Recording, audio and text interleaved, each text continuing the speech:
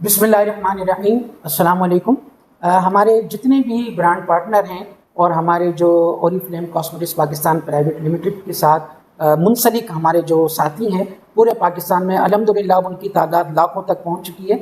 वो अपने लीडर्स की बातें तो सुनते भी थे, उनकी बातों से मोटिवेट भी होते थे, लेकिन ये हमारे अक्सर जो लीडर्स हैं उनकी ख्वाहिश थी कि हम लीडर ऑफ द लीडर जो हैं हमारे कंट्री डायरेक्टर ताहिर मजीद साहब, हम उनसे भी उनकी कुछ बातें सुने। नॉर्मली ये बात कही जाती थी कि बार बार ये कहा जाता है कि जी ओरिफ्लेम एक फैमिली बिजनेस है, तो जब हम एक फैमिली का हिस्सा हैं तो हमें एक दूसरे के बारे में बहुत सारी बातें पता भी चलना चाहिए। तो लोग ये अक्सर जानना चाहते थे कि जिस तरह हमें सर्दी लगती है, हमें गर्मी लगती है, हमें गुस्सा आता है, हमें प्यार आता है, हम मोटिवेट होते हैं, हम डीमोटिवेट होते हैं, तो क्या कंट्री डायरेक्टर जो हमें हमेशा एनर्जेटिक नज़र आते हैं, हमें हमेशा मोटिवेट नज़र आते हैं, जिनकी वजह से हमें मोटिवेशन मिलती है, जिनकी वजह से हमें एनर्जी मिलती है, क्या उन पर भी ये सब बातें गुजरती हैं?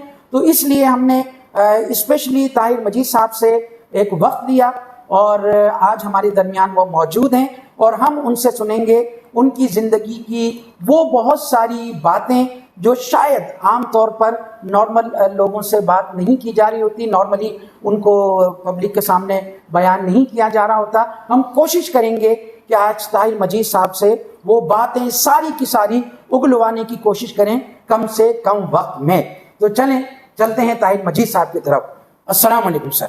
वालेकुम अस्सलाम। कैसे सर, सबसे पहले तो आपका रस्मी नहीं, दिल की गहराइयों से हम सब की तरफ से बहुत बहुत शुक्रिया, हम जो यहाँ पर मौजूद हैं और जो मौजूद नहीं है उनकी तरफ से भी बहुत बहुत शुक्रिया कि आपने इतने कीमती वक्त में से वक्त निकाला। ये बात कोई हम रस्मन नहीं कह रहे, इसलिए कि हमें पता है हमारी छोटी छोटी टीमें होती हैं, उसके बावजूद हम 24 घंटे स्टक रहते हैं। तो आप तो ज़ाहिर है पूरी सेल फोर्स को भी देख रहे हैं, अपने स्टाफ को भी देख रहे हैं, प्लस जो अपर ग्लोबल मैनेजमेंट है उसको भी आप देख रहे होते हैं। उसके बावजूद आपने अपनी तमाम मसरूफियात में से हमारी गुजारिश पर वक्त निकाला, इसके लिए बहुत बहुत शुक्रिया सर आपका। आपका भी शुक्रिया बहुत बहुत जिलानी साहब। हमेशा से आपसे, आपकी टीम से, जैसे रमीशा हैं, सलवा हैं, बाकी भी कराची के स्पेशली जो पुराने लीडर्स हैं उनके साथ नो डाउट के एक बिल्कुल फैमिली वाला रिलेशन है। और जैसे आपने बोला ये बात रस्मन नहीं हो रही, मैं बाकायदा ये फ़ील करता हूँ स्पेशली जब कराची आके। So I have a very unique and different feelings when I am in Karachi, और स्पेशली जब आप लोगों से मैं मिलता हूँ तो उसकी एक डिफरेंट फीलिंग है जो शायद मुझे किसी और पार्ट में नहीं मिलती। जज़ाकल्लाह सर, बहुत शुक्रिया। चलें सर सिलसिला शुरू करते हैं। बचपन से शुरू करें कि बचपन की कुछ यादें कुछ शेयर करें जो याद हो आपको। जी जी श्योर, बट उससे पहले मुझे लग रहा है कि आज दोनों साइड से जैसे मुझे आप लोगों ने घेरा हुआ है, तो आज मैं बच नहीं पाऊंगा। सो हम डेफिनेटली आप लोगों के बारे में जान रहे होते हैं और आज मेरी कोशिश होगी कि मैं भी आप लोगों से अपनी मेमोरीज शेयर करूं, क्योंकि मेरे लिए आई थिंक ये ऑनर है कि आप लोग मेरे बारे में इतना कुछ जानना चाह रहे हैं। सो बचपन की अगर हम बात करें तो मैं अपनी फैमिली में सबसे बड़ा बच्चा था और शुरू से ही आप ये कह सकते हैं कि मेरे पे बहुत अल्लाह ताला की करम नवाजी है और मैं स्पॉइल्ड वन था, क्योंकि जितना प्यार मुझे बचपन से फैमिली से, पेरेंट्स से मिला, ना सिर्फ वो, उसके बाद भी जब मैं प्रोफेशनल कैरियर में आया, सो ओवरऑल अल्हम्दुलिल्लाह बहुत अच्छा टाइम गुज़रा। बचपन मेरे ज़्यादा मेरे ददियाल में गुज़रा। मैं अपने दादा के साथ बहुत ज़्यादा टाइम मैंने गुज़ारा। बहुत शफीक इंसान थे और थोड़ा सा आप ये कह सकते हैं कि मेरी दादी थोड़ी सी सख्त तबीयत थी, लेकिन वो सख्त मिजाज सिर्फ मेरी सेफ्टी के पॉइंट ऑफ व्यू से होती थी। So but overall I think बहुत अच्छा बचपन गुज़रा मेरा। सही जी। तो सर, जिस तरह आपने बताया कि बहुत सारी मोहब्बतें मिली, तो कुछ ऐसा होता है ना, शरारतें भी बच्चे करते हैं, तो कहीं ना कहीं जितना मर्जी किसी से प्यार किया जाए कहीं सज़ा भी दे दी जाती है, तो कोई सज़ा ऐसी जो याद हो आपको? जी जी बहुत सारी ऐसी चीज़ें हैं, वो कुछ सेंसर होने वाली चीज़ें हैं जो मैं यहाँ पे शेयर नहीं करूँगा। बट एक दफ़ा क्योंकि मेरे पे बड़ा बच्चा होने की बहुत केयरिंग था, सब लोग बहुत केयरिंग थे। सो मेरी सेफ्टी का बहुत ख्याल होता था, तो मुझे इजाज़त नहीं होती थी कि मैं बाहर निकलूं। बट मैंने एक दिन आँख चुरा के मैं बाहर चला गया, मेरी दादी को पता चल गया। सो उन्होंने जो है मुझे पनिशमेंट ये दी कि हर 15 दिन के बाद मुझे लेके जाया जाता था, मेरे दादा लेके जाते थे मेरे पेरेंट्स से मिलवाने के लिए, और मुझे बहुत इंतज़ार होता था। एक वीक में मेरे फादर आते थे मुझे मिलने के लिए, और एक वीक में मेरे दादा मुझे लेके जाते थे। सो मेरी दादी ने मुझे थ्रेट कर दिया कि इस वीकेंड पे मैं तुम्हारे दादा को मना कर दूंगी कि वो तुम्हें लेके ना जाए। और वो जो मेरे दिन थे वो बड़े जिसको कह लें कि फ़िक्र में गुजरे, बट उन्होंने इजाज़त दे दी मुझे। वो जस्ट उन्होंने एक मुझे रियलाइज़ करवाना था कि जो वो कहते हैं या जो वो केयर करते हैं उसका थोड़ा सा मुझे भी इदराक करना चाहिए। सो ये एक मेरे ख्याल में वो चीज़ थी जो आज भी मुझे याद है। अच्छा, इसका मतलब है कि आप बचपन में पेरेंट्स के साथ नहीं थे? जी, आप दादा दादी? मैं पेरेंट्स के साथ था, लेकिन जब मेरे चचा एक्चुअली उस वक्त एक हाई रैंक पे थे, गवर्नमेंट ऑफिसर थे, और मेरी वालदा क्योंकि उनको बहुत ख्वाहिश थी कि उनके बच्चे ज़्यादा से ज़्यादा पढ़ें, प्रोग्रेस करें लाइफ में। सो उन्होंने उस चीज़ को मद्देनज़र रखते हुए मुझे मेरे दादा दादी और चचा के पास छोड़ा था। जी। अच्छा सर, एक अगला सवाल आपसे ये है कि जब एक घर का बड़ा बच्चा होता है तो उस पर ज़ाहिर जिम्मेदारियां भी बहुत ज़्यादा आ जाती हैं, और वो नॉर्मली देखा ये गया है कि जो घर का बड़ा बच्चा होता है वो बहुत जल्दी मेच्योर भी हो चुका होता है। तो प्रैक्टिकल लाइफ का आगाज़ किस उम्र से किया और किस इदारे से किया? ये एक आई थिंक बहुत अच्छा आगाज़ था मेरा, बट उसकी जो ट्रिगर था वो इतना अच्छा नहीं था। मेरे फादर जो थे वो एक बड़ी मल्टीनेशनल कंपनी में होते थे, और बहुत लाइफ सेट जा रही थी, but due to certain reasons, क्योंकि वो बहुत एक इंडिपेंडेंट और बहुत खुददार इंसान थे, suddenly after serving almost 24 years in an organisation, उन्होंने सडनली एक दिन रिज़ाइन कर दिया। और मेरा उस वक्त कॉलेज चल रहा था, बट सडनली जब एकदम से ये सेटबैक आया तो उस वक्त मुझे रियलाइज़ हुआ कि लाइफ में इस तरह के चैलेंजेस भी आते हैं, क्योंकि उससे पहले तो बिल्कुल एक स्ट्रीमलाइन लाइफ गुजर रही थी और बहुत अच्छी लाइफ गुजर रही थी। सो वहाँ पे मुझे ये जब रियलाइज़ हुआ तो फिर मुझे प्रैक्टिकल लाइफ में आना पड़ा अपनी पढ़ाई के साथ। और ये शायद आपको सुन के हैरानगी हो कि सिर्फ 19 साल की एज में मैंने अपने करियर का आगाज़ किया, और उस वक्त एक कंपनी थी अमेरिकन कॉम्पैक्ट कंप्यूटर्स के नाम से, जो आज HP है। वहाँ पे मेरी पहली जॉब हुई थी, वहाँ से मैंने अपने करियर का आगाज़ किया। अच्छा चलें ज़मानन इसमें ये भी सवाल कर लेते हैं कि इंसान कभी भी अपनी पहली मोहब्बत और अपनी पहली सैलरी नहीं भूलता। जी तो पहली सैलरी क्या थी आप? ये आपने फिर वो टेक्निकल क्वेश्चन कर लिया। सो मेरी पहली सैलरी थी 2200 रुपया। अच्छा जी, और 2200 रुपया जो था उस वक्त, आप यकीन कीजिएगा कि 89 की मैं बात कर रहा हूँ, उस वक्त 2200 रुपया भी मेरे लिए बहुत ज़्यादा होता था। क्योंकि इसको मैं ऐसे कंपेयर करूँगा कि उस वक्त एक तोला जो गोल्ड था उसकी कीमत थी 4000 कुछ रुपए। सो 2200 रुपया आप इमेजिन कर सकते हैं कि इतनी कम अमाउंट नहीं थी, और जितना मैंने उस सैलरी में अपनी लाइफ को एंजॉय किया है, आज इस पोजीशन पे भी शायद मैं उतना एंजॉय नहीं करता जब मेरे पास सब कुछ है। सर, हमारे माशरे में होता यह है कि जब नौकरी मिल जाती है ना तो घर वालों को छोकरी की फिक्र हो जाती है, माँ बाप को खास तौर पर। तो शादी जब आपने की तो वो अपनी पसंद की थी या घर वालों की पसंद की, या एक घर वालों की पसंद की अपनी पसंद की? कोशिश मैंने बहुत की जिलान साहब कि मैं दो करूं, बट अल्लाह ताला ने आई थिंक किस्मत में हदायत लिखी हुई थी, बच गया। मैंने कोई कसर नहीं छोड़ी। जैसा कि इस एज में नो डाउट के डिफरेंट चीज़ें चल रही होती हैं, बट अल्हम्दुलिल्लाह, और मुझे इस बात पे बहुत फ़ख्र है कि मैंने अपने वालिदैन की बात को माना, जो कि मेरे लिए द बेस्ट था। और मेरे जैसे एक स्पॉइल्ड और बिगड़े हुए बंदे के लिए एक ऐसी खातून उन्होंने चूज़ की, उस वक्त तो लड़की थी, चूज़ की जिसने पूरी ज़िंदगी मुझे ना सिर्फ बर्दाश्त किया बल्कि मेरा बहुत अच्छे एहसन तरीके से साथ भी दिया। सही। सो अल्हम्दुलिल्लाह मेरी अरेंज मैरिज थी। ओके। चलें जी सर, अब एक सवाल मेरी तरफ से भी आपकी फैमिली में कितने अफराद हैं? मेरी जो इमीडिएट फैमिली है हम 5 लोग हैं अल्हम्दुलिल्लाह से। बड़ा बेटा है, उसके बाद मेरी सेकंड नंबर पे बेटी है और सबसे छोटा भी बेटा है। सो 3 मेरे बच्चे हैं अल्हम्दुलिल्लाह और उसके साथ हम 2 मियाँ बीवी, सो 5 लोग की फैमिली। माशाल्लाह। वैसे मतलब आपके बहन भाई जी 5 बहन भाई हैं हम लोग। मैं अगेन जैसे पहले शेयर किया, मैं सबसे बड़ा हूँ और मेरे से छोटा एक और भाई है, वो कनाडा में होते हैं, और फिर 3 बहनें हैं जो कि वो भी बाहर हैं, अमेरिका, ऑस्ट्रेलिया और एक लाहौर में। सो ये मेरा फैमिली सेटअप है, 5 बहन भाई हम लोग। माशाल्लाह। वैसे हम भी 5 बहन भाई माशाल्लाह अल्हम्दुलिल्लाह। अच्छा, लाइफ में वैसे तो बहुत सारे आपके मोमेंट्स आए होंगे, पर्सनल भी, बच्चों को लेकर भी, तो ज़िंदगी में कोई ऐसा मोमेंट, कोई ऐसा लम्हा जिस पर आपने बहुत फ़ख्र महसूस किया हो?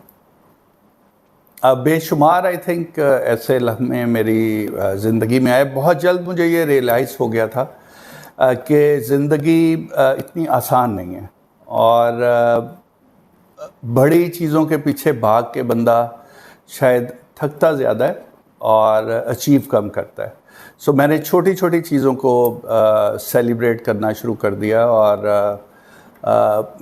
मेरे ख़्याल में अपने वालिदैन के लिए मैंने जो किया उस पे मुझे आज भी बहुत फ़ख्र है। आज मेरे जितने फैमिली मेम्बर्स हैं, मेरे बच्चे हैं, उनको मैंने जिस तरह से तालीम में जिस लेवल पे उनको पहुंचाया। मेरा बड़ा बेटा इंजीनियर है जो कि पाकिस्तान की टॉप नॉच यूनिवर्सिटी से उसने इंजीनियरिंग की है। उसके बाद मेरी बेटी किंग एडवर्ड मेडिकल यूनिवर्सिटी में डॉक्टर बन रही है और फाइनल ईयर में है। और छोटा वाला वो मेरे जैसा है बट वो भी I think he is doing good, वो भी ओ लेवल्स कर रहा है बट वो भी उसके 3-4 स्टार्स आ जाते हैं। सो ओवरऑल आई थिंक मेरे वालिदैन जब इस दुनिया से गए तो मेरे लिए बहुत फ़ख्र की बात है कि वो खुश गए मेरे से, मेरी फैमिली से। और उसके साथ साथ आज जितने लोग मेरे साथ मुंसलिक हैं उनमें से मेजॉरिटी लोग, वो चाहे मेरी फैमिली है या फ्रेंड सर्कल है, मेजॉरिटी लोग ऐसे हैं जो कि शायद उनको मेरे से बहुत कम गिले हैं। सो ये मेरे लिए बहुत फ़ख्र की बात है कि मैंने ना सिर्फ अपनी लाइफ बल्कि दूसरों की लाइफ में भी कुछ ना कुछ पॉजिटिवली कंट्रीब्यूट किया है। That's great. जी सर, तो अब मेरी तरफ से एक सवाल है आपके लिए कि ज़िंदगी में कोई ऐसी चीज़ जिसकी आपको कमी महसूस होती हो?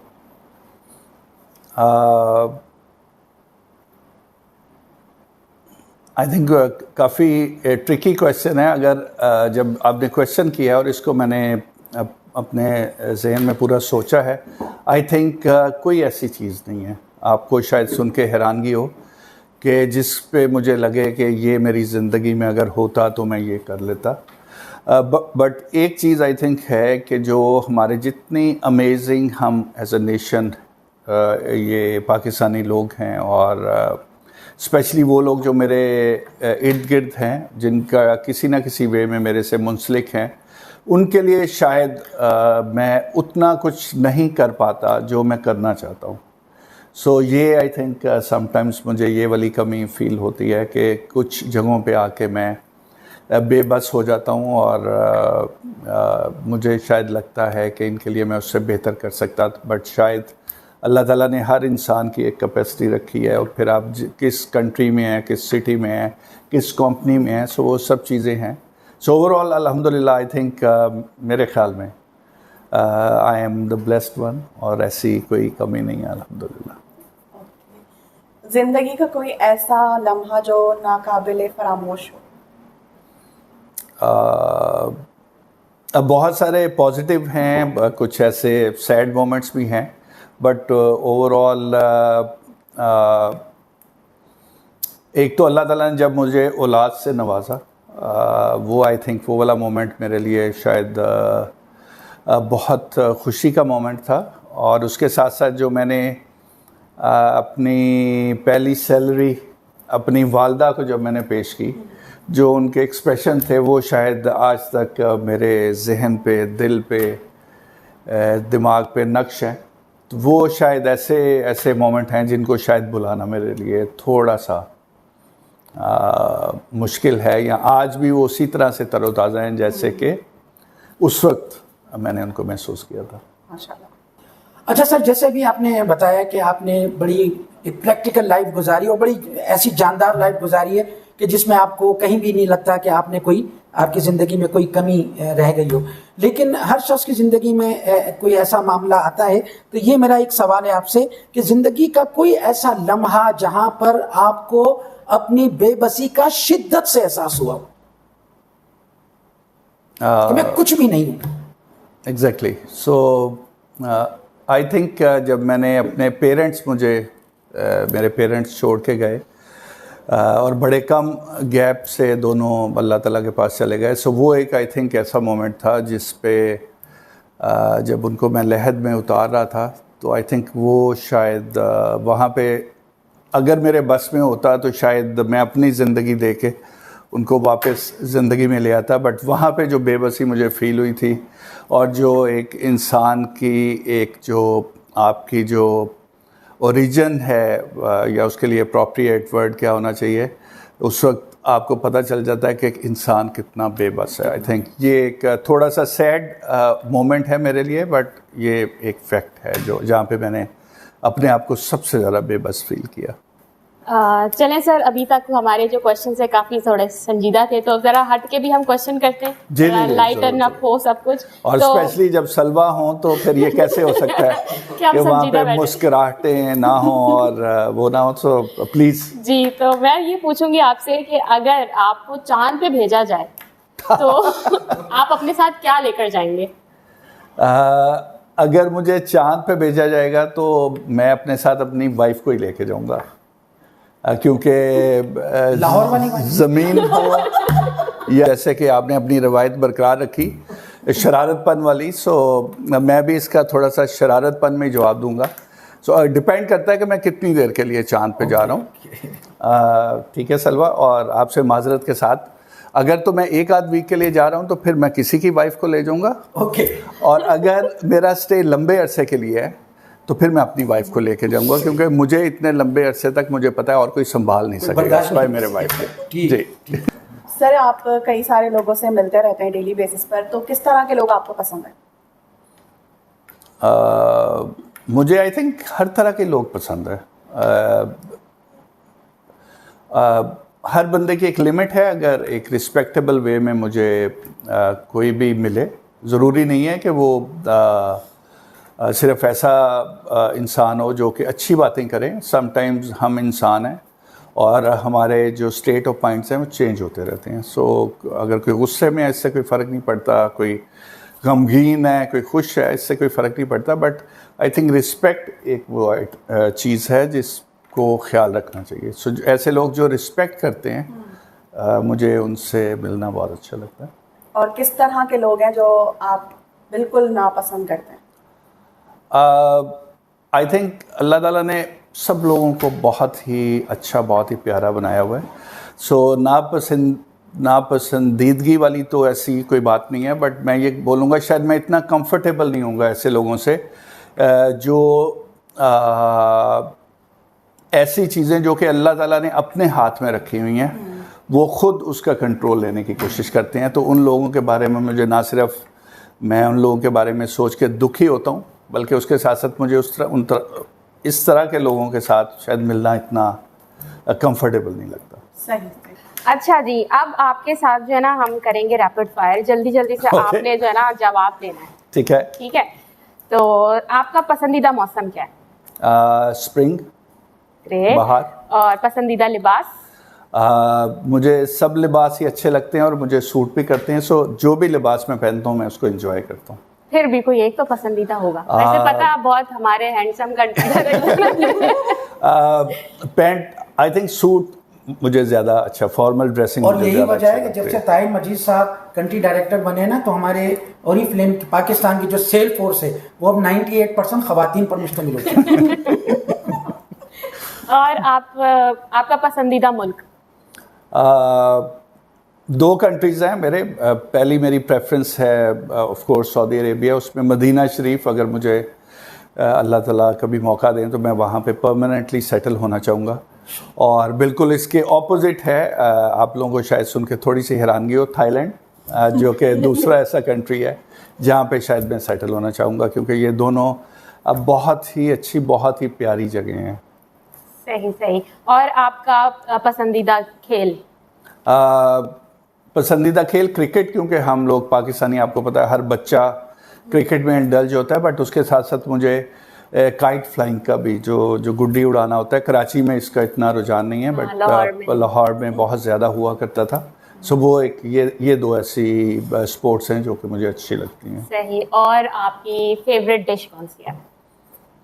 फेवरेट डिश मैं सब कुछ खा लेता हूँ, बट अगर मैं बात करूँ तो वेजिटेबल की बात करूँ तो भिंडी मुझे बहुत पसंद है। भिंडी गोश्त अगर बनाओ तो मेरी ईद हो जाती है। आलू गोश्त का कॉम्बिनेशन बहुत अच्छा होता है। दाल गोश्त बहुत अच्छा, गोश्त का होना ज़रूरी है। उसके साथ अगर आप अच्छी अच्छी चीज़ें कंबाइन करें तो मैं उसको बहुत खुश होकर इंजॉय करता हूँ। कराची की फेवरेट? कराची में तो तारिक रोड की निहारी है, बंस रोड के कबाब हैं, और इसके साथ साथ इवन मेरे जो स्टाफ मेंबर्स हैं, जब भी मैं कराची आता हूँ, ये एक और सीक्रेट है जो मैं रिवील कर रहा हूँ, तो इनके जितने भी खाने हैं वो मैं चुरा के खा जाता हूँ, क्योंकि कराची के लोग खाने बहुत मज़ेदार बनाते हैं। सो ओवरऑल कराची की जितनी भी कुजीन है मुझे बहुत अच्छी लगती है। अच्छा सर, ये तो हो गई पसंदीदा डिश की बात, खाने की बात। कुकिंग आती है आपको? कौन सी चीज़ें जो आप अच्छी पका सकते हैं, या ये कह लें कि हमारी क्या चीज़ पकाकर आप हमारी मेहमान नवाजी करेंगे? ये जिलानी साहब आपने बहुत रिस्क लिया है, क्योंकि इस पे आपको फाके करने पड़ेंगे। अच्छा। मैक्सिमम मैं आपको ग्रीन टी बना दूंगा, वो भी टी बैग वाली, या फिर अगर अंडा भी आप मुझे कहेंगे उबालने के लिए तो वो मैं शायद ना कर पाऊँ। तो इसमें मैं बिल्कुल, क्योंकि मैं बिगड़ा हुआ एक बच्चा हुआ करता था और बिगड़ा हुआ हस्बैंड हूँ, सो कुकिंग मुझे बिल्कुल भी नहीं आती जी। तो चलें सर, अब मजीद रैपिड फायर का आगाज करते हैं। आपका पसंदीदा मशगला? डिपेंड करता है कि क्या टाइम है, बट जनरली क्योंकि मैं एक फैमिली पर्सन हूँ, सो मुझे ज़्यादा अच्छा लगता है अपने फैमिली के साथ, अपने जो क्लोज़ मेरे हल्का अहबाब हैं उनके साथ टाइम स्पेंड करना। बट उससे भी ज़्यादा जो है मैं अपने आप के साथ भी टाइम काफ़ी स्पेंड करता हूँ, और यही मेरे ख्याल में मेरा मशगला है। तो अपनी फैमिली के साथ कोई भी चीज़, वो चाहे फूड हो, ट्रैवलिंग हो, उसके साथ साथ आपने इवन आप रिलैक्स कर रहे हैं, कोई मूवी देख रहे हैं, सो साथ होना मेरे लिए बहुत ज़रूरी है। सही। पसंदीदा फिल्म? पसंदीदा फिल्म बहुत मूवीज़ हैं, बट मैं आप लोगों को दो मूवीज़ रेकमेंड करूँगा। ये मूवीज़ आई थिंक मैंने दर्जनों दफ़ा देखी होगी, और आप लोग भी जब भी कभी आपको ये लगे कि आप बेबस हो गए हैं, आप डीमोटिवेटेड हैं, मैं रिकमेंड करूँगा आप ये मूवी देखें। उसमें बल्कि मैं 3 मूवीज़ बोलूँगा। एक है the ghost and the darkness, दूसरी मूवी का नाम है शॉशैंक रिडेम्पशन, थोड़ी सी पुरानी मूवीज़ हैं, 15-20 साल पुरानी, और तीसरा है द एज। सो ये 3 मूवीज़ हैं जो कि आपको एक दफ़ा कभी भी अगर ज़िंदगी में आपके हौसले टूटे हों तो ये शायद आपको एक दफ़ा दोबारा से खड़ा कर देते हैं। और ना सिर्फ ये, इसकी शूटिंग, इनमें जो कैरेक्टर्स हैं, जो इसमें एक्टिंग है, ओवरऑल सब कुछ इसमें बहुत अच्छा है। सही। Favourite actor? फेवरेट एक्टर मुझे, क्योंकि नाम थोड़े से रिमेंबर करने में मुझे इशू होता है, इसमें अगेन इंग्लिश मूवीज़ के 2 से 3 कैरेक्टर हैं, और वो इन मूवीज़ में फीचर भी हुए हैं, वो वाले कैरेक्टर्स। सही। पाकिस्तानी मूवीज़ देखते हैं? पाकिस्तानी मूवीज़ नहीं देखता, ऑनेस्टली मैं आपको बताऊंगा। बुरी बात है, हमें देखनी चाहिए अपने कल्चर को, अपने उसको, बट मैं इवन मैं इंडियन मूवीज़ भी नहीं देखता। 3-3.5 घंटे आप स्क्रीन के साथ जुड़े रहें और एट द एंड आपको उसमें से सवाए इतने बंदों को मार के और इतनी लड़ाइयाँ करवा के हीरो हीरोइन को एंड पे मिलाना ही है, तो वो आपको एंड जब पहले से पता होता है तो शायद मुझे वो चीज़ इतनी ज़्यादा फैसिनेट नहीं करती। सही। जी, इसका ये मतलब नहीं है कि आप जितने भी लोगों को जो पसंद है उनको बिल्कुल वो वॉच करना चाहिए। ठीक है, कोई फेवरेट एक्ट्रेस पुराने ज़माने ऑफ कोर्स मीरा। मीरा जी की इंग्लिश जो है वो तो कमाल ही है, बट फेवरेट एक्ट्रेस जो हैं, अगर मैं बात करूं, ज़ेबा आई थिंक एक ऐसी पर्सनालिटी है, एक्ट्रेस तो मैं नहीं बोलूँगा, बट एक ऐसी पर्सनालिटी है जो समहाउ मुझे बहुत फैसिनेट करती हैं। ज़ेबा पुरानी मूवीज़ की एक्ट्रेस थी। सो आज आप सारे सीक्रेट्स मेरे से उगलवा लेंगे। जिलानी साहब को पता होगा मैं जिनकी बात कर रहा हूँ। जी ठीक है सर, फेवरेट आपकी बुक? फेवरेट बुक बहुत बुक्स हैं जो अच्छी हैं और जो आपको डिफरेंट लेसन्स देते हैं। उसमें से एक बुक मैं रेकमेंड करूँगा। ये दोनों बुक्स जो हैं, इन दोनों के अगर मैं बात करूँ अपने बिजनेस की और एक मोटिवेशन के पॉइंट ऑफ व्यू से, एक बुक है रिच डैड पुअर डैड, जो कि आप सब लोगों ने आई एम श्योर पढ़ी भी होगी, और दूसरा है द सीक्रेट। अगर आपको प्रॉब्लम हो रहा है लोगों के साथ इंटरेक्शन करने में, आपको लगता है कि आप पॉजिटिव नहीं रह पा रहे, सो आपने ये सीक्रेट जो है ये बुक आपने लेनी है और इसके आपने 2 से 3 पेजेस रोज़ के पढ़ने हैं और 1 से 1.5 माह में आप देखेंगे कि आप एक बिल्कुल डिफरेंट इंसान होंगे। ठीक है। शायरी का शौक़ है सर आपको? शेर सुनने का शौक़ है, लतीफ़े सुनने का शौक़ है।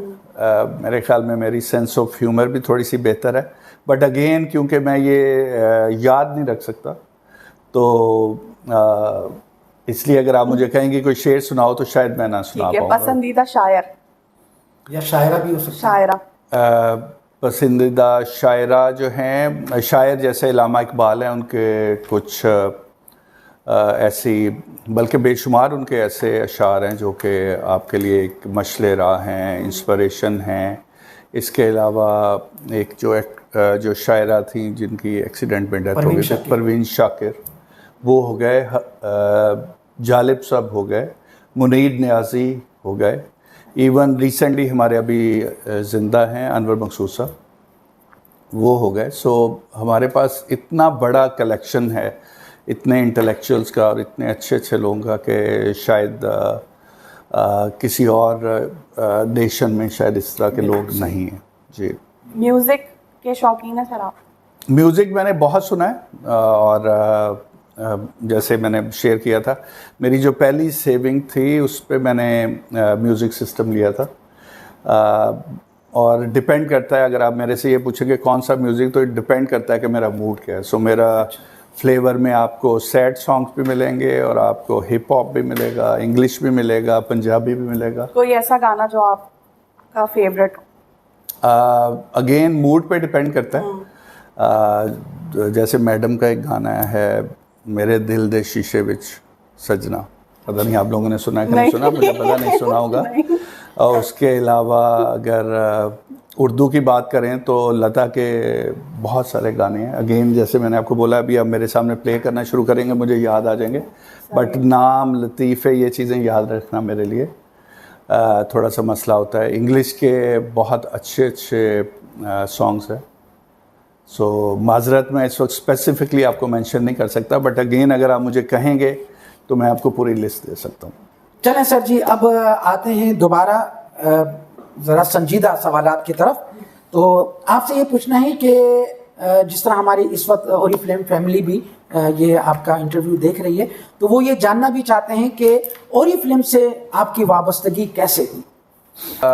मैं उस वक्त इस्लामाबाद में जॉब कर रहा था और मुझे नॉर्मली जितनी थोड़ी सी अच्छी पोजीशंस होती हैं उसके लिए इंडिपेंडेंट कंसल्टेंट्स होते हैं और वो आपको अप्रोच करते हैं और आपको बताते हैं ये पोजीशन है, इस जगह पे है और क्या आप इंटरेस्टेड हैं। अगर आप अपना इंटरेस्ट शो करें तो फिर फर्दर प्रोसेस स्टार्ट करते हैं। सो मुझे कॉल आई, मैंने शुरू से लेके ऑरिफ्लेम में आने से पहले तक फूड एंड बेवरेज में मेरा करियर था, और मुझे कॉल करके बताया गया कि इस तरह से कंपनी है और उसमें वो कॉस्मेटिक्स प्रोडक्ट हैं, ब्यूटी कंपनी है, और उस वक्त जैसे हर नया आने वाला बंदा इस कंपनी में सोचता है, मेरी भी बिल्कुल टिपिकल वही सोच थी, और मैंने स्ट्रेट वे रिफ्यूज़ कर दिया कि मेरा तो कोई ऐसा बैकग्राउंड नहीं है और ख़वातीन के काम में मेरा क्या काम है, और मैंने रिफ्यूज़ कर दिया। और रिफ्यूज़ करने के बाद चंद दिन के बाद उनकी एक दफ़ा और कॉल आई कि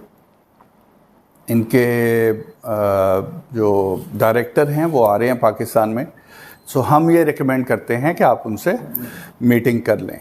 और मैंने बहुत एक इम्पोलाइट चीज़ थी, बट मैंने फिर रिफ्यूज़ कर दिया। But I don't know, refuse करने के बाद मैंने सोच के मैंने नेक्स्ट डे उनको दोबारा कॉल की। मैंने कहा अच्छा आप मेरी मीटिंग करवा दीजिए, मैं उनसे मिल लेता हूँ। सो इस तरह से ये सिलसिला स्टार्ट हुआ, और आज भी अगर मैं ये सोचता हूँ तो आई थिंक इस बात पे यकीन बहुत पक्का हो जाता है कि जहाँ पे आपका रिस्क लिखा हो वहाँ पे आप ऑटोमेटिकली पहुँच जाते हैं। सो बहुत एक ड्रामेटिक और बहुत एक डिफरेंट वे में मैंने ये करियर की ऑप्शन को चूज़ किया। अच्छा, ये आपकी मीटिंग इस्लामाबाद में हुई थी?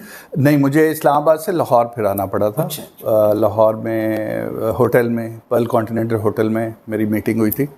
थॉमस एकबर्ग जो भी तकरीबन काफ़ी अच्छी पोजीशन पे हैं, उस वक्त ये आए थे। उस वक्त ये एशिया को लुक आफ्टर कर रहे थे। सो उनके साथ मेरी पहली मीटिंग हुई थी। अच्छा, इससे पहले आपका कॉस्मेटिक्स की फील्ड से कोई नहीं जी, इससे पहले मैंने पेप्सी, कोक, जितनी मल्टीनेशनल्स हैं, यूनिलीवर, बेस्ट फूड्स में मैंने काम किया था, हलीब में मैंने काम किया था। सो इन सारी कंपनीज में मेरा एक्सपोजर था। सही। और अगर आप मेरी उस वक्त की पिक्चर को भी देखें तो आपको आइडिया हो जाएगा कि मैं उस वक्त कितना एक बेढंगा, अजीब सा लुकिंग पर्सन था, जो कि इस कंपनी ने आके ना सिर्फ मेरी लुक्स को बदला, मेरी लाइफ को भी बदला। इतने अच्छे अच्छे लोगों के साथ मुझे मिलने का मौका मिला, इतना कुछ सीखने का मुझे मौका मिला, और उसके साथ साथ हर चीज़ पॉजिटिवली मेरी लाइफ में इस कंपनी ने इम्पेक्ट किया उसको। अच्छा सर, एक बात कही जाती है प्राइवेट सेक्टर में, गवर्नमेंट जॉब में तो जाहिर है लोग कुएं का मेंढक बन जाते हैं, जहाँ पर हैं तो वो सारी ज़िंदगी गुजारना है। लेकिन प्राइवेट सेक्टर में एक बात देखी जाती है कि अच्छी पोस्ट पर अगर आप हैं तो आप 2 साल 3 साल बस अटैच रहते हैं, उसके फ़ौरन बाद आप स्विच करते हैं किसी और कंपनी की तरफ। और मैक्सिमम यही देखा गया है कि अगर एक शख्स एक जगह जॉब कर रहा होता है तो उसने कई जगह अपनी CV भी भेजी हुई होती है कि मुझे कोई अच्छी अपॉर्चुनिटी मिले, मैं फ़ौरन जाऊं। आपने बताया कि आपका कोई कॉस्मेटिक्स का तजर्बा भी नहीं था, आपके लिए बिल्कुल एक नई फील्ड थी है। उसके बावजूद आज कमोबेश 15 साल हो चुके हैं, आप 15 साल से एक ही कंपनी के साथ मुंसलिक हैं, उसकी क्या वजह? जी, इसमें आई थिंक जो एक यूनिक फैक्टर है, क्योंकि इससे पहले इतनी बड़ी बड़ी कंपनीज में मैंने 4 साल मैक्सिमम गुजारे मुश्किल से, और 2 साल के बाद मैं नॉर्मली बोर हो जाता था उस कंपनी में, और उसके बाद ज़बरदस्ती अपने आप को खींचना। सो 3 साल 4 साल एक कंपनी में, 2 साल भी गुजारे। बट यहाँ पे आई थिंक एक जो यूनिक फैक्टर है, मुझे हर वक्त कुछ ना कुछ होता हुआ चाहिए, कोई मुझे आई लव चैलेंजेस। और इस कंपनी में आई थिंक डेली बेस पे कुछ ना कुछ ऐसा हो रहा होता है कि जहाँ पे आप डेली जब आप आते हैं आपको एक नई चीज़ को फेस करना पड़ता है, और आपको लगता है कि आज आपने कुछ कंट्रीब्यूट किया है। और उसके साथ साथ जो लोगों का बिजनेस है, इतने अच्छे लोग, इतने अमेजिंग लोग हमारे इर्द गिर्द जो होते हैं, आई थिंक वो एक बहुत बड़ा फैक्टर है कि मुझे मौका मिलता है डेली बेस पे बेशुमार लोगों से मिलने का, जिनके बड़ी सक्सेसफुल लाइफ स्टोरीज़ हैं, जिनकी इंस्पिरेशनल स्टोरीज़ हैं, जो मुझे भी एनर्जी देते हैं जब मैं उनकी लाइफ, उनकी स्ट्रगल और उनकी अचीवमेंट्स को देखता हूँ। सो आई थिंक ये एक ऐसा गुलदस्ता है, मैं कहूँगा, जिसकी खुशबू शायद मुझे अपने आप से दूर नहीं होने देती। ओके। अच्छा सर, एक चलें इसी को आगे लेके चलते हैं, इसी सवाल को। अब ये चूंकि ये पीपल बिजनेस है, जैसे आपने कहा रोज़मर्रा मुख्तलिफ लोगों से मिलने का मौका मिलता है। अच्छा, हमारे साथ भी यकीनन ये लोग इत्तफाक करेंगे, इनके साथ भी ऐसी कैफियत गुजरती होगी कि रोज़ाना चूंकि तरह तरह के लोग मिलते हैं, तो हम जिस तरह बहुत मरतबा मोटिवेट होते हैं, इसी तरह डिमोटिवेट भी आते हैं। कितनी मरतबा सिचुएशन ये भी आती है, हम कहते हैं यार दफ़ा करो रिफिल्म को, यार और काम कर लो, और 9 to 5 वाली जॉब ही कर लो। कम आमदनी होगी कोई बात नहीं, लेकिन फिर दोबारा आपके साथ कभी इस तरह होता है कि आपको झंझलाहट हो जाती हो कि यार बस छोड़ दो ओरिफ्लेम? बहुत कम हुआ अगर मैं ऑनेस्टली बोलूं, लेकिन हुआ बिल्कुल हुआ। और आज मैं यहाँ पे ये भी डिस्क्लोज़ करना चाहूँगा कि मुझे इन 15 सालों में जैसे डिफरेंट कंपनीज अप्रोच करती हैं, मुझे बेशुमार कंपनीज ने, ना सिर्फ पाकिस्तान बल्कि पाकिस्तान के बाहर की भी अपॉर्चुनिटीज़ आई और कंपनीज ने मुझे अप्रोच किया, जिसमें अफ्रीका बेस्ड यूरोपियन कंपनी थी, जर्मन कंपनीज डिफरेंट ओरिजिन की थी, अफ्रीका बेस्ड पोजीशंस थी, एशिया में बाकी कंट्रीज़ में थी।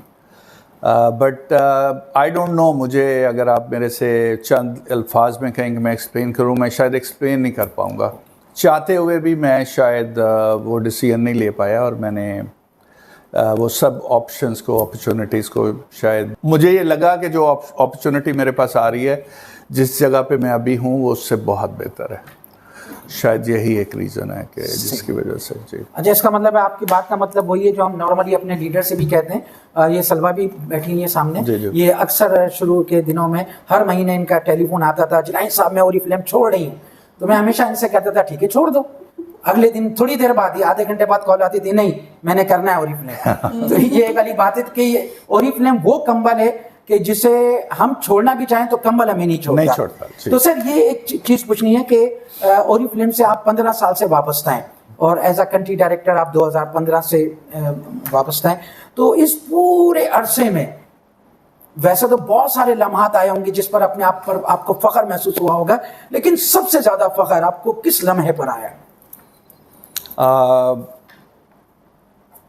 आई थिंक बहुत सारे ऐसे मौके हैं, बहुत सारी, क्योंकि एक इंडिविजुअल जो लीडर्स भी हैं हमारे पास, सबकी प्रोफाइल होती है, सब लोग हमारे से इन टच होते हैं। सो ऐसे लीडर्स जो कि शायद अपनी लाइफ में स्ट्रगल कर रहे थे, अपने करियर में स्ट्रगल कर रहे थे, जब वो ओरिफ्लेम के साथ सक्सेसफुल हुए, उनकी लाइफ में पॉजिटिव चेंज आया, उन्होंने अपनी फैमिलीज़ के लिए कंट्रीब्यूट किया, वो शायद मेरे लिए बहुत प्राउड मोमेंट थे जिसको हम शायद उस तरह से एक्सप्रेस नहीं कर पाते। बट इनसाइड आपको फील होता है कि आपने अचीवमेंट की है। और इसके साथ साथ स्टार्ट में, क्योंकि ओरिफ्लेम बहुत स्ट्रगल कर रही थी पाकिस्तान में, और शायद ओरिफ्लेम पाकिस्तान से चली जाती, बट आई थिंक मैंने और मेरे एक और साथी थे, वो अब ओरिफ्लेम में नहीं है, हमने मिल के एफ़र्ट की और एफ़र्ट करके हमने कन्विंस किया रीजनल और ग्लोबल मैनेजमेंट को कि ये कंट्री इतना इसमें पोटेंशियल है कि यहाँ पे अगर ओरिफ्लेम रहे तो ओरिफ्लेम बहुत ग्रो कर सकती है। और समहाउ हमने उनको कन्विंस किया और उनको मनाया, और वो बात बाद में प्रूफ भी हुई। तो आज जब भी मैं उस मोमेंट को सोचता हूँ तो आई थिंक वो एक ऐसा पॉइंट है जहाँ पे मुझे बहुत ज़्यादा फ़ख्र होता है कि हमारे कंट्री ने अपने लाज रखी और इनके लीडर्स ने इतना कंट्रीब्यूट किया कंपनी के लिए, अपनी लाइफ के लिए, कि आज ये कंपनी इतनी ज़्यादा ग्रो कर गई है ओरिफ्लेम पाकिस्तान में। सर डर लगता है आपको बेगम के अलावा? बहुत ज़्यादा डर लगता है जिलानी साहब, बहुत ज़्यादा डर लगता है। कोई ऐसा मतलब आपको याद हो? अच्छा, पूरी ज़िंदगी की बात नहीं करते, यही 15 सालों की बात करते हैं कि इन 15 सालों में कोई ट्रैवलिंग के दौरान या ओरिफ्लेम के वक्तों में कोई ऐसा वाक़या जो आपके जहन पर नक्श हो चुका हो कि बड़ा खौफनाक वाक़या था वो, जो आज तक आपको डरा देता है, सहमा देता है? अगर मैं ट्रैवलिंग की बात करूं तो मैं थाईलैंड के लिए मैं ट्रैवल कर रहा था। उस वक्त हमारा रीजनल ऑफिस थाईलैंड में होता था, और हम उस वक्त फ्लाई कर रहे थे थाईलैंड के लिए। रात की फ़्लाइट होती है, तो कलकत्ता से आगे थोड़ा से आगे हम गए थे। तो मैं नॉर्मली ट्रैक कर रहा, तो मैं सो नहीं पाता फ़्लाइट्स में। तो एकदम से टर्बुलेंस इतना ज़्यादा आया कि आप यकीन कीजिए कि मैंने आज तक, बहुत ज़्यादा टर्बुलेंट फ़्लाइट्स होती हैं, मैंने स्टाफ को इतना परेशान नहीं देखा जितने परेशान वो लोग थे।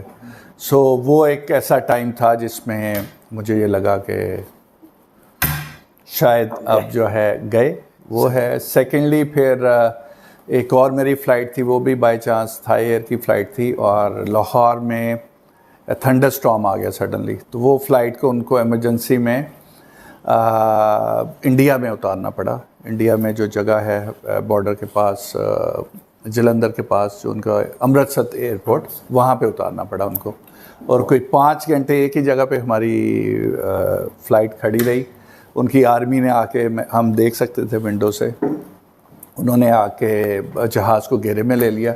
बट उससे भी ज़्यादा मुझे ये परेशानी थी कि मेरी फैमिली जो है, क्योंकि वो फ़्लाइट एकदम से डिसअपीयर हो गई, क्योंकि मेरा बेटा जो है वो नॉर्मली बचपन से ही मेरी फ़्लाइट्स को ट्रैक कर रहा होता है, और वो फ़्लाइट एकदम से जब डिसअपीयर हो गई होगी तो अब पता नहीं। और ऐसा ही हुआ, वो 4 घंटे के बाद एक चाइनीज़ था, उससे मैंने उसका मोबाइल फ़ोन रिक्वेस्ट किया, उससे फिर मैंने मैसेज किया, और मैसेज कर सक्सेसफुली डिलीवर भी हो गया। तो फिर मेरे घर वालों को मुझे तसल्ली हो गई कि उनको अब पैगाम पहुंच गया।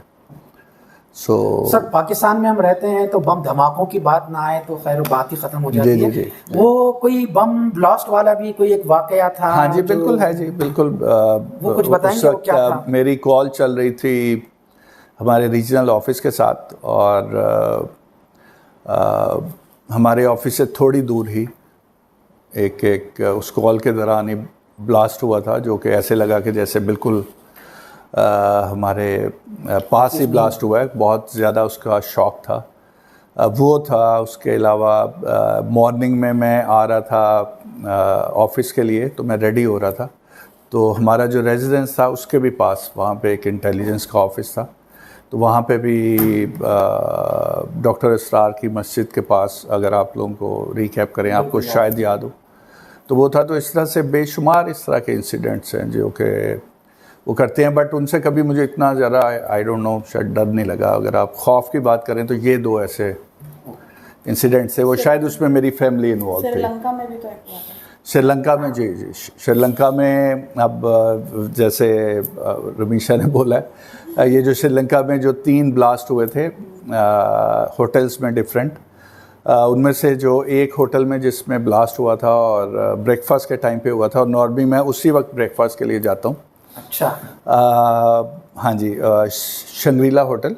मैं उस दिन कोलंबो में था, मेरा रूम बुक था शंग्रीला होटल में उस ट्रिप के लिए, बट समहाउ 11th आवर पे कुछ लोग इंडिया से आ रहे थे, वो हिल्टन में ठहरे हुए थे। सो मैंने भी अपनी बुकिंग को चेंज करवा के मैंने हिल्टन में करवा लिया। और अगर मैं हिल्टन में वो चेंज ना करवाता तो शायद, अगर मैं उस एरिया में ना होता जिसमें ब्लास्ट हुआ, तो डेफिनेटली उस होटल में तो मैंने होना ही था उस दिन। सो वो एक ऐसी चीज़ है, और वो भी बहुत ज़्यादा, क्योंकि मैं अपने घर से दूर था, तो जहाँ पे भी मेरी फैमिली दूर हो वो मेरे लिए बहुत ज़्यादा खौफ और वो वाली चीज़ जो आ जाती है, क्योंकि अपने से ज़्यादा शायद मैं उनके लिए सोच रहा होता हूँ। सो वो भी एक बहुत एक अनफॉरगेटेबल मोमेंट था जी। ज़बरदस्त सब चल रहा है अभी, बहुत सारी बातें, मुझे मेरे लिए भी काफ़ी सारी बातें आज नई हैं। वैसे आपसे काफ़ी रहती है बातचीत, लेकिन काफ़ी सारी नई बातें जानने को मिली।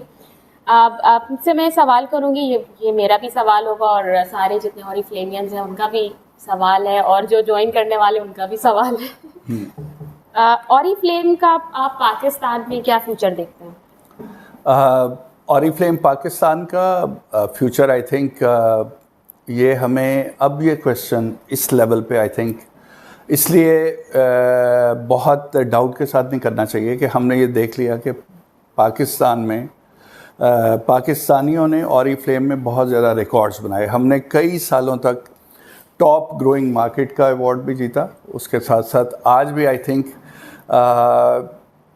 जो सबसे ज़्यादा चीज़ मुझे कॉन्फिडेंस देती है वो हमारी नेशन है।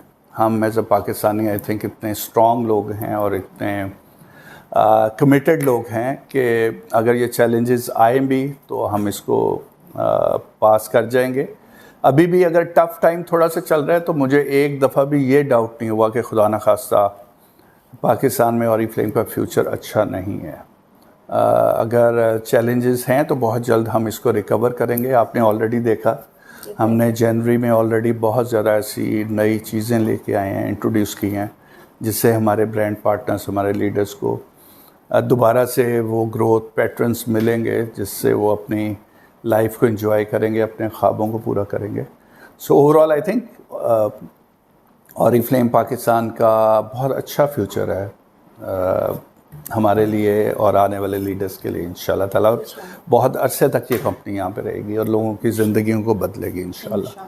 जी माशाल्लाह से काफ़ी इंफॉर्मेटिव और काफ़ी अच्छा एक हमारा आज का दिन रहा। तो यहाँ पर मैं आपसे लास्ट क्वेश्चन करना चाहूँगी कि ऑरिफ्लेम के साथ वाबस्ता जितने भी ब्रांड पार्टनर्स हैं उनके लिए कोई ख़ास पैगाम। बहुत अच्छा क्वेश्चन है और इस पे आई थिंक घंटों के सेशंस भी हो सकते हैं। आप लोग ऑलरेडी मोटिवेशन के बहुत ज़्यादा सेशंस कर रहे होते हैं, बट अगर मैं इसको सम अप करूं अपने इस लिमिटेड टाइम में, तो आई थिंक मैं दो बातें बोलूँगा। एक ये कि अगर आपने ना सिर्फ ऑरिफ्लेम में, अपनी लाइफ में अगर आपने सक्सेसफुल होना है तो चीज़ों में अपने तबीयत में दरगुजर वाली चीज़ लेके आइए। कोई भी चीज़ वो चाहे इवन मोहब्बत ही क्यों ना हो या नफ़रत ही क्यों ना हो, एक्सट्रीम पे किसी भी चीज़ को लेके जाएंगे तो उसका रिज़ल्ट कभी भी लॉन्ग टर्म नहीं होता और अच्छा नहीं होता मेरी नज़र में। सो इत्तेदाल के साथ जितनी भी चीज़ें हैं उनको आगे लेके चलें और उसके साथ साथ दरगुजर को अगर आप कंबाइन कर लें और कोशिश करें कि जितनी नेगेटिव चीज़ें हैं इससे कोई फ़र्क नहीं पड़ता कि उन्होंने आपको कितना हर्ट किया है, उनसे सीखना ज़रूर चाहिए बट उनको साथ लेके चलना नहीं चाहिए। क्योंकि जितना ज़्यादा मैंने बोझ नेगेटिविटी का देखा है किसी भी इंसान की लाइफ में, वो शायद और किसी भी चीज़ का नहीं है। आपको कभी भी आपकी जिम्मेदारियां नहीं मारती, आपको कभी भी आई थिंक आपके चैलेंजेस फेल नहीं कर पाते। आप कितने भी मुश्किल वक्त में से गुजर रहे हों इससे कोई फ़र्क नहीं पड़ता, बट अगर आप नेगेटिव चीज़ों को साथ लेके चलें तो वो एक ऐसी चीज़ है कि बहुत जल्द उसका बोझ इतना ज़्यादा होता है कि वो इंसान को अपने तले पीस के रख देती है। बिल्कुल ऐसा ही जी। और इसके साथ साथ जो दूसरी चीज़ है, कौन लोग ऑरिफ्लेम में सक्सेसफुल होते हैं या लाइफ में सक्सेसफुल होते हैं, मैंने कभी भी ऑरिफ्लेम की सक्सेस को लाइफ से अलहदा नहीं देखा। कोई भी ऐसा फार्मूला जो आपका ऑरिफ्लेम की सक्सेस में काम करेगा वो आपकी लाइफ में भी काम करेगा। और यहाँ पे अगर हम देखें फॉर एग्ज़ाम्पल, अगर हम अपनी सेलेब्रिटीज़ को देखते हैं या प्लेयर्स को देखते हैं, अगर हम बात करें इमरान खान की, तो इमरान खान के 2 बेटे हैं, उनमें से शायद दोनों में से कोई भी बेटा उसका 5% भी एज अ क्रिकेटर नहीं अचीव कर पाया। अगर हम बात करें जावेद मियांदाद की, कहीं दूर दूर तक उनकी भी जनरेशन में, हालांकि वो टॉप नॉच प्लेयर थे, वर्ल्ड रैंकिंग प्लेयर थे। अमिताभ बच्चन को आप देखिए, कितना क्लास का, कितनी देर तक बॉलीवुड इंडस्ट्री में राज किया उसने, और उसका बेटा इंडस्ट्री में आया भी, बट शायद उसका 5% या 10% भी नहीं कर सका। इसी तरह से सचिन तेंदुलकर है, सुनील गावस्कर को अगर आप देखें, बहुत सारी ऐसी एग्जाम्पल्स हैं जिनको अगर आप देखें तो उनकी आगे औलादें वो चीज़ अचीव नहीं कर सकें। ये मैं क्यों कह रहा हूँ? ये मैं इसलिए कह रहा हूँ कि ज़रूरी नहीं है कि आपकी सक्सेस में आपके दौलत कंट्रीब्यूट कर सकती है, आपकी सक्सेस में आपका इन्फ्लुएंस या आपके पेरेंट्स कितने अप्रोच वाले हैं वो कर सकते हैं। मेरे ख्याल में सक्सेस में और स्पेशली ऑरिफ्लेम में जो एक यूनिक चीज़ है जो आपको सक्सेसफुल बनाती है वो शायद जुनून है। ये एक ऐसी चीज़ है जो कि आपको सक्सेसफुल कर सकती है। आपको पैसा, आपको फेम, आपका बैकग्राउंड, कुछ भी आपको लाइफ में और ऑरिफ्लेम में सक्सेसफुल नहीं कर सकता। सो मेरे ख्याल में जुनून एक ऐसी चीज़ है जिसको अगर आप अपने साथ रखें, और कुछ पाने का जुनून अगर हो तो आपको कोई भी आई थिंक रोक नहीं सकता। हमारे इर्द गिर्द आप लोग बैठे हुए हैं, बेशुमार ऐसे एग्जांपल्स हैं, आप लोगों को भी पता है, आपकी टीम्स में, आपकी अपलाइंस में, आपकी डाउनलाइंस में बहुत सारे ऐसे लोग हैं जिन्होंने अपनी लाइफ को अपने पैशन के थ्रू चेंज किया। सो आई थिंक ये एक छोटा सा चंद वर्ड्स में अगर मैं एक्सप्लेन करूं तो आई थिंक ये एक ऐसी चीज़ है जिसको अगर आप साथ लेके चलें तो आप एक बहुत अच्छे इंसान, कामयाब इंसान बन सकते हैं, और उसके साथ साथ ऑफ कोर्स ऑरिफ्लेम के लीडर भी इंशाल्लाह। जी सर जी, बहुत अच्छी नशिश रही आपके साथ और हल्के फुल्के सवाल जवाब भी रहे और शायद आपको खुद अंदाज़ा नहीं हुआ होगा कि आपसे कितनी बातें हमें सीखने को मिली। और शायद किसी भी बड़े आदमी की पहचान यही होती है कि नॉर्मल बातों में ही वो बहुत सारी चीज़ें सिखा रहा होता है। तो इंशाल्लाह हम उम्मीद रखेंगे कि इंशाल्लाह नेक्स्ट टाइम भी ऐसे हमें नशिस्तें रहेंगी हमारी, कि जो हमारी लर्निंग के लिए और हमारे साथियों की लर्निंग के लिए बहुत ज़्यादा बेनिफिशियल साबित होंगी। और आपने अपना जो इतना कीमती वक्त दिया इसके लिए सर इंतहाई दिल की गहराइयों से हमारी तरफ से बहुत बहुत शुक्रिया सर। आप लोगों का शुक्रिया जिलानी साहब, सलवा, रमीशा, हम सब लोग जैसे मैंने बात की, हम एक फैमिली की तरह इस बिज़नेस में जुड़े हुए हैं। और जितने प्यार और जितना एक दूसरे के साथ हमारी उनसियत है उसमें मुझे बिल्कुल भी कभी ये नहीं लगा कि मैं आप लोगों से शेयरिंग या वो ना करूं। तो मेरे लिए आई थिंक ऑनर है कि आप लोगों ने मुझे इनवाइट किया। और आपसे बात करते करते मेरे माइंड में ये भी आइडिया आया कि ये इस सिलसिले को हम कंटिन्यू कर सकते हैं। और ना सिर्फ ये कि आप मेरे बारे में जानें, आई थिंक हमारे पास इतनी इंस्पिरेशनल स्टोरीज़ हैं लीडर्स की, इवन आप लोगों की भी अगर मैं बात करूं तो बिला मुबालगा आप लोगों की भी अगर सेम टाइप के इंटरव्यूज़ और आप जैसे बेशुमार लीडर्स जो हैं उनके इंटरव्यूज़ हम पब्लिश करें तो आई थिंक ये भी हमारे लिए एक बहुत ही एक अमेजिंग एक्टिविटी होगी, जिससे ना सिर्फ हम ये बॉन्ड को और आगे लेके जाएंगे, इस फैमिली बॉन्ड को, बल्कि उसके साथ साथ हमें एक दूसरे से जानने का, एक दूसरे से सीखने का भी मौका मिलेगा। सो मैं ये आई थिंक आप लोगों को भी रिकमेंड करूँगा कि आप इस चीज़ को प्रमोट करें। और ऑरिफ्लेम के प्लेटफॉर्म से आई थिंक हमें भी इस चीज़ को आगे कंटिन्यू करना चाहिए। मैं इस सेशन के बाद मैं खुद इस बात पे कन्विंस हुआ हूँ। सो आप सब लोगों का बहुत बहुत शुक्रिया। बहुत शुक्रिया। Thank you very much.